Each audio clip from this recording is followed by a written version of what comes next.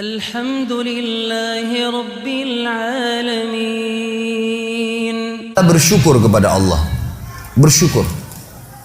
Para ulama salaf kita dari sahabat dan tabi'in, tabi'in, orang-orang saleh yang sudah faham wahyu Al-Quran dan Sunnah, maka mereka selalu lisannya kalau lagi tidak ngomong sama orang dua hal, Alhamdulillah atau Astagfirullah. Terus begitu. Sampai mereka itu kalau lagi jalan dari rumahnya ke tokonya di Baghdad, dulu di Irak, di Madinah, di Mekah, di tempat-tempat mereka mau buka usaha, atau mereka dari rumahnya menuju ke masjid mau mengajar, maka selalu lisannya Alhamdulillah, Alhamdulillah, Alhamdulillah, Alhamdulillah, Alhamdulillah, non-stop. Atau mereka mengatakan Astagfirullah wa atubu ilaih, Astagfirullah wa atubu ilaih, terus, gak pernah berhenti, gitu kan. Maka mereka terus bersyukur. Makanya dengan syukur ini kita sudah sentil sedikit gambarannya kemarin. Saya sudah berikan gambaran kalau dengan kalimat Alhamdulillah ini sebenarnya password untuk menambah rezeki. Ucapkan itu selalu. Bangun tidur suruh baca Alhamdulillah, habis makan Alhamdulillah, habis minum Alhamdulillah. Selalu ditekankan untuk ucapin itu. Maka mestinya kita ucapkan. Sayangnya kita sangat jarang sekali untuk mengucapkan kalimat ini. Bahkan teman-teman sekalian habis sholat wajib saja, yang ada hadis Nabi SAW, siapa yang membaca Subhanallah 33, Alhamdulillah 33, Allahu Akbar 33, lalu dia genapkan 100 yang membaca La ilaha illallah wahdahu la syarika lah, lahul mulku wal hamdu wa huwa ala kulli syai'in qadir, maka akan diampuni dosanya walaupun sebanyak buih di lautan. Tapi pertanyaannya, siapa yang dapat nih? Padahal kalau untuk baca ini saya pernah pakai durasi menit, teman-teman sekalian. Baca dengan sangat tenang pun itu 7 menit sudah selesai sebenarnya. Baca ayat kursinya, baca Al-Ikhlas, Al-Falaq, An-Nasnya, dengan baca Subhanallah, Alhamdulillah, Allah Akbar masing-masing 33 kali. Maksimal 7 menit. Tapi pertanyaan, siapa yang dapat nih? Karena banyak orang tidak menganggap penting untuk mengucapkan zikir kepada Allah, terutama masalah Alhamdulillah. Maka mereka buru-buru sekali. Subhanallah, Subhanallah, Alhamdulillah, Alhamdulillah, Alhamdulillah, Allah Akbar, Allah Akbar, Allah Akbar. Apa ini? Bagaimana bisa dapat gitu kan? Bagaimana kalau seandainya Anda sedang kerja di perusahaan ingin minta dinaikkan gajinya? Bagaimana tulisannya itu, permohonannya? Kepada yang terhormat, pimpinan perusahaan, dirut, ya di tempat, saya telah mengabdi selama 10 tahun, disebutkanlah kebaikan-kebaikannya, perusahaan ini juga baik. Saya berharap bisa dinaikin 1 tingkat jabatan saja. Atau dinaikin gaji saya sekian persen. Atas kerjanya kami ucapkan terima kasih, taruh di ruangan dirutnya. Kira-kira berani nggak pegawai ini ketuk-ketuk, mana tadi kemarin tuh yang saya sudah ajukan, gitu kan? Nggak bisa, nunggu sebulan belum datang, sabar. Kenapa? Kalau doa rewel gitu.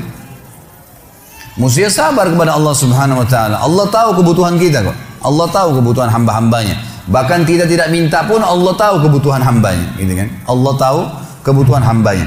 Jadi harusnya bersyukur teman-teman sekalian. Kita biasakan bersyukur kepada Allah Subhanahu Wa Taala. Masih ingat tadi pagi saya bilang banyak hal-hal yang bahkan dianggap buruk oleh manusia, ternyata sebuah rezeki. Seperti tadi lapar, haus, capek. Mulai sekarang jangan kalau lapar bilang aduh lapar, nggak boleh. Karena kalau tidak lapar nggak enak kita makan. Mestinya Alhamdulillah saya lapar. Itu aja mestinya kita syukurin. Hal-hal yang kita anggap buruk juga sebuah nikmat sebenarnya. Karena tanpa lapar tidak enak orang makan. Kalau haus, Alhamdulillah saya haus. Karena memang kalau tidak haus nggak enak kita minum. Begitu pula dengan capek, Alhamdulillah saya capek. Karena dengan capek enak rasanya tidur itu. Tapi kalau tidak capek kita nggak enak tidurnya, gitu kan? Bahkan kadang-kadang kita gelisah bangun tengah malam karena sudah terlalu banyak tidur. Coba kalau kita capek luar biasa, mestinya lisan kita mengatakan Alhamdulillah. Allah menyebutkan dalil tentang pentingnya bersyukur ini di dalam surah Al-Ankabut, surah nomor 29 ayat 17. A'udzubillahi minasyaitonirrajim. Innama ta'buduna min dunillahi awthanan wa takhluquna ifka. Sesungguhnya kata Allah, semua yang kalian sembah selain Allah adalah berhala-berhala. Patunglah, pohonlah, apalah, semuanya itu berhala kata Allah. Dan kalian membuatnya dengan ifka, kedustaan. Orang nyembah berhala, dia sendiri yang pahat matanya, dia sendiri yang buat hidungnya, dia sendiri yang buat kepalanya, topinya, apalah. Kemudian dianggap, oh ini Tuhan. Gimana cara? Kata Allah, ini ifka, ini kedustaan. Kalian dustain diri kalian sendiri kata Allah. Semua yang kalian sembah selain Allah itu berhala-berhala yang kalian karang-karang, kalian dustain diri kalian sendiri. Dan subhanallah kebanyakan orang ujung-ujungnya ini karena masalah duit saja. Banyak kita ambil ruang lingkup orang Islam saja misalnya. Ada seorang dikenal namanya Badawi di Mesir. Nanti kita tarik ke Indonesia ini contohnya. Badawi ini di Mesir sebenarnya dulunya bukan seorang alim ulama, orang biasa, tapi dikenal di masyarakat. Waktu dia meninggal, karena dia sering baik sama masyarakat, ada satu masyarakat wakafin tanah di kebunnya, ini buat kuburannya si Badawi. Berjalan waktu, ahli waris pemilik kebun menjual tanah-tanah mereka, akhirnya sampai membuat kuburan tersebut berada di pinggir jalan. Lewatlah dua orang yang fasik. Fasik ini muslim tapi banyak dosanya, nggak memikirkan masalah, nggak takut dengan akhirat, nggak takut dengan dosa-dosanya, nggak pernah berpikir masalah neraka. Maka lewat, ban mobilnya pecah pas dekat di seberang kuburan itu, seberang jalan. Yang satu lagi perbaikin ban, yang satu ini melihat ke arah kuburan itu. Ternyata dalam hitungan 5 menit saja, itu ada 10 orang lewat. Dari 10 orang ini 8 orang memberikan salam ke kuburan itu. Salam, seorang muslim berikan salam kuburan sunnah Nabi gitu. Orang fasik ini mengambil sebuah kaleng tua di dekat mobilnya, kemudian dia menyeberang, ditaruh di dekat kuburan itu, lalu dia pindah ke sebelah. Dilihat sama dia 5 menit ke depan lagi seperti apa. Ternyata dari 10 orang yang lewat, selain memberikan salam, ada 2 orang nitipin duit, masukin ke kaleng bekas itu. Dia bilang sama temannya, sebentar ada proyek nih. Dia pergi ke toko bangunan, beli semen, beli keramik, beli pagar, dirombak tuh kuburan hari itu. Pasang celengan yang lebih bagus lagi. Dia sama temannya besok duduk di seberang jalan, lihat perkembangan. Ternyata dari pagi sampai sore, di antara orang yang lewat karena kuburan sudah bagus, ada yang berikan salam, ada yang titipin fulus, duit lagi. Kalengnya penuh, gitu kan? Wah, ini proyek nih. Beli tanah di sekitarnya, bebasin tanah itu, bangunin masjid. Dan sekarang teman-teman sekalian, masjid itu bisa menampung sekitar 1000 orang, dan di dalamnya ada kuburan si Badawi tadi. Setiap hari orang berbuat kemusyrikan, minta-minta sama kuburan tersebut, berharap bisa diberikan keselamatan lah, kalau menikah bisa berkah lah, minta sebelah kuburannya si syekh ini, dan diistilahkan dengan Syekh Badawi. Ini bukan syekh, bukan seorang alim dulu. Sedangkan orang alim aja nggak boleh, apalagi bukan orang alim. Sampai Imam Nawawi rahimahullah. Ini teman-teman, maaf, di Indonesia yang masih banyak melakukan hal-hal seperti ini. Imam Nawawi ini salah satu tokoh madhab Syafi'iyah. Beliau mengatakan, saya heran pada orang-orang yang minta-minta pada kuburan, walaupun itu adalah orang alim. Sementara di dalam kuburan adalah manusia seperti dia sama, yang sudah jadi tulang belulang. Nabi Muhammad SAW saja kita masih kirimin salawat untuk beliau. Apa itu salawat? Tambahan rahmat dari Allah SWT. Nabi yang sudah diampuni dosanya. Para sahabat orang soleh kita masih mengatakan radhiyallahu anhum, kita doain. Bagaimana kita tidak mendoakan orang-orang lain? Sesoleh apapun mereka kita harus doain. Itu sunnah Nabi SAW gitu kan. Subhanallah, saya pernah mendatangi sebuah kota di Indonesia ini. Ada satu masjid tua sekali. Saya sholat di situ dan ini bekas peninggalan kerajaan. Begitu saya keluar dari masjid itu, ada satu ruangan rupanya di sebelah kiri masjid, kecil sekali, mungkin cuma bisa nampung 5-6 orang di dalam, dan ada orang duduk di atas tembok dekat pintunya. Lalu kemudian ditutup pintu tersebut, dia sambil nunggu. Saya lewat terus saya tanya teman saya, ini tempat apa ini? Dia bilang ini dalamnya kuburan. Terus untuk apa orang itu duduk di atas pintu? Dia bilang itu penjaga pintunya. Terus apa yang dilakukan? Dibukain pintu sama dia, sebentar, nanti antum lihat ada 5 orang yang keluar, di dalam sudah minta-minta kepada kuburan tersebut, nanti gantian lagi 5 orang lagi masuk antri. Begitu terus, gitu kan. Dan akhirnya penjaga kuburan diberikan duit oleh dia.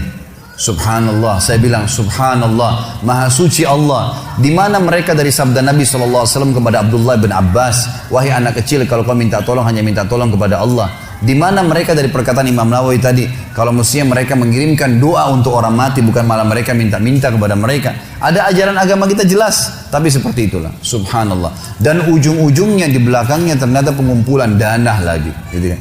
Ini banyak orang yang tidak sadar dan membiarkan manusia terjerumus hanya karena ingin mendapatkan rezeki yang dasarnya sebenarnya sudah ada sumbernya, tadi sudah saya jelaskan.